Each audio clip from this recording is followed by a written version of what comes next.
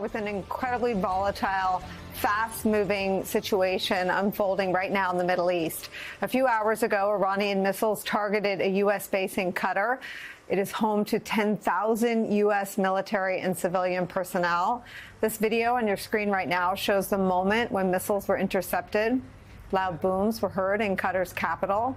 A defense official tells there are currently no reports of casualties. Those strikes happened after the U.S. had warned American citizens in Qatar to shelter in place, anticipating such an attack. Now the region and thousands of U.S. service members deployed in the region are waiting for whatever else unfolds. An official telling the Pentagon is aware of imminent threats against bases across the Middle East, not just in Qatar. The big question right now is whether Iran will continue to retaliate against the U.S. and whether Iran's nuclear program is crippled but still viable after those Israeli and U.S. airstrikes. There is brand new reporting on just how we got here so quickly that raises even more questions on how Team Trump is going about handling delicate, fragile, important, and consequential decisions regarding U.S. foreign policy as this crisis unfolds in the Middle East. That new reporting in the New York Times reveals that Donald Trump was influenced, seemingly first and foremost, by Fox News, obsessed with looking like a winner in their coverage, and a Pentagon that scrambled to contain any possible damage to the operation that Donald Trump's narcissism could cause. As one official tells the Times, quote, the president was the biggest threat to OPSEC. That means operational security that the planning faced. Wow. The New York Times also reports that the White House's statement that Trump would decide on whether to strike Iran, quote, within the next 2 weeks was always a ruse. It was never true. He'd already decided to launch a military operation when that statement was delivered by the sitting White House press secretary, whose salary is paid for by the American taxpayer, from the podium. But that 2-week statement had the effect of, quote, cleaning up a mess, the telegraphing of the attack that was partly of the president's making, end quote. That mess was caused by Trump's unhinged and almost ceaseless social media posts. Everyone should evacuate Tehran, unconditional surrender in all caps, among others, according to the New York Times. Those posts, quote, generated angst at the Pentagon and U.S. Central Command, where military planners began to worry that Trump was giving Iran too much warning about an impending strike. They built their own deception into the attack plan, a second group of B-2 bombers that would leave Missouri and head west over the Pacific Ocean in a way that flight trackers would be able to monitor on Saturday. That left the misimpression for many observers, and presumably Iran, about the timing and path of the attack, which would come from another direction entirely. That is where we start today with some of our favorite reporters and friends. New York Times Washington investigative reporter Mark Hertling's here. His byline is on that reporting we read from. Retired U.S. Army Lieutenant General Mark Hertling joins us as well. And NBC News national security correspondent Courtney Cui will join us from the Pentagon. Oh, no, she's there. She's there. She made it. Courtney, you're here. Oh, in a minute. Let me start with you, Mark Hertling, and this incredible body of reporting about how we got to where we arrived Saturday and where we find ourselves today. Take us through it.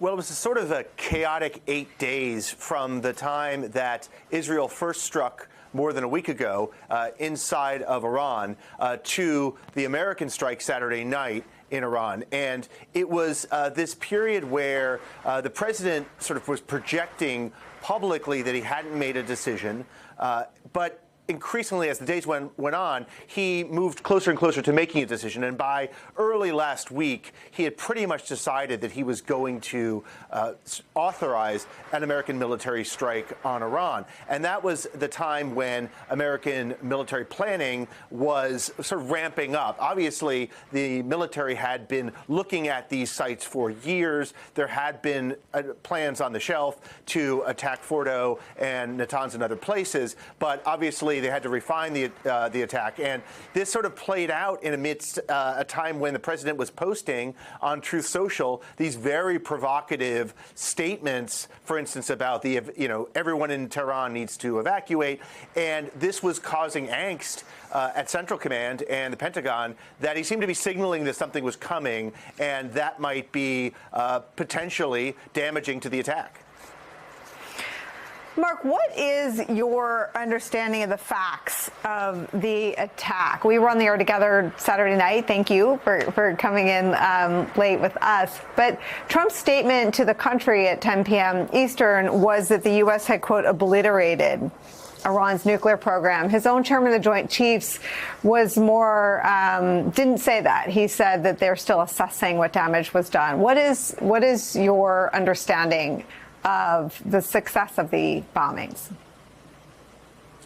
Right. When we spoke on Saturday night, I was saying how surprised I was that the president would sort of make this blanket statement immediately after the strike that the nuclear facilities had been totally obliterated. Obviously, the Pentagon generally wants to take some time to assess the damage before making any kind of judgments. And then, sure enough, by Sunday morning, there were more tempered statements about just how much damage there was. Now, we still are trying to learn more about just the extent, and I think the United States and Israel are also trying to learn as much as they can. They're still trying to assess the damage of those sites. That could take some time, but it was the message of American officials on Sunday, hours after the president had made those statements Saturday night, was certainly different and certainly more measured, indicating that, Iran obviously has some capabilities remaining for its nuclear facilities, but also the suggestion that there were efforts by the Iranians to relocate a lot of the enriched uranium from the sites that were the most obvious targets of an American attack. General Hertling, let me ask you to come in as our sort of arbiter of what is true. It's such an extraordinary moment where it's always a solemn moment, but when a president takes the country into war, into a military operation, and then addresses the nation, what's so stunning is that, as Mark is pointing out, by the next morning, his chairman of the Joint Chiefs was communicating something different about the mission. What is your understanding of the facts of what has transpired since Saturday night? Well, a couple of things on the facts, and it's a great point to bring out, Nicole, because obliterated, first of all, is not a doctrinal term. I don't know what that means. Truthfully, it's hyperbole. Secondly, whenever you're doing bomb damage assessment, the so-called BDA, you underplay it until you have more facts. And even if you have something like a small explosion somewhere that is under the control of a commander, only the inexperienced and those who are swaggering will say that it created something more than they know it did before they had experience and a good look at what had happened. So something like this in an area where there's no one around, that it's 90 feet underground, under granite and concrete, where the bombs enter a hole and you see perhaps the concussion, but not the explosion. You're guessing at where the facilities are, and you don't quite know what you're going to hit, even though the warhead is extremely powerful.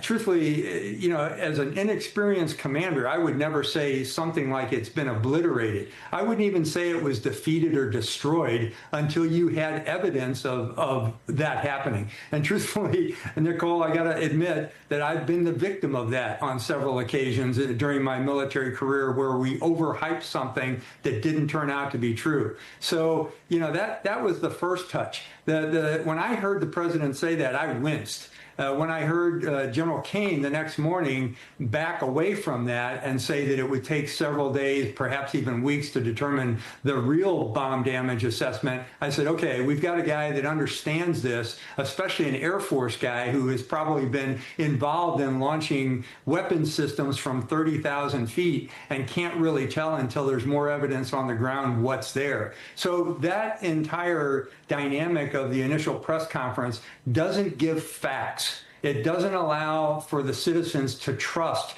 what is coming out of a press conference. And that's my thought about the whole thing, because truthfully, facts matter in situations like this, especially when you're sending military forces off to war. Well, and I do, the events are unfolding as we have been on the air. Trump is tweeting, and I'm going to bring our viewers all that information. But I wanted to back up to Saturday night, because I was on the air as it was unfolding, and it wasn't clear to me what the facts were. Let me ask you one more factual question. Do you understand, or do you believe the military understands, what the objective of the raids were? Because even since it happened, Trump and his own VP seem to be on different pages about regime change. Yeah, that's also a great point, because I was involved in the 2003 planning for the invasion of Iraq. And when the mission set is given to a military force, you want it in a clear, understandable, concise statement. What am I supposed to do? Eisenhower probably got the best ever one when Marshall told him, enter the continent of Europe and defeat the Nazi war machine. I can do that as a military guy. What I can't do as a military guy is regime change. I certainly can't do it with a bombing campaign. So, I'm sure the mission set that was passed through CENTCOM to the U.S., to the Air Force and the Navy was hit these specific targets. It was a target synchronized matrix. So they knew what they had to hit. They knew when they had to hit it. They were looking at the headquarters, the Central Command headquarters, for effects of the weapons system.